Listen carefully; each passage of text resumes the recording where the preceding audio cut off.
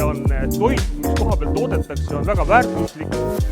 1% metsadest, mis maailmas maha võetakse maha eesmärgil, et sellel maal siis toitu tootma hakata. Mis on siis Tartumaal toiduvaldkonna peamised sellised väljakutsed, võimalused, ka sihtrühmade ootused, et tegelikult, et siis kuhu oma fookus nagu natukene seada?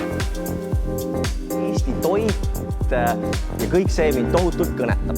Ja siis mul on selline unistus, et Tartu või siis Tartumaa võiks olla nii-öelda Eesti toidu ja toiduaine pealinn. Tooraine ju tuleb laiemalt.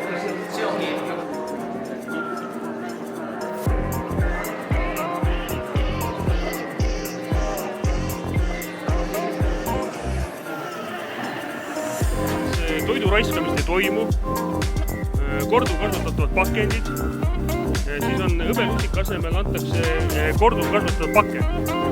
See on mingi niisugune mõte. Toovad selgelt esile toidu päritolu, et on tartumaine toit. Ja lisaks on laialt levinud agroturism, et tutvustataksegi, et kuidas toimubki see põllumajandustootmine ja kuidas need talunikud toimetavad.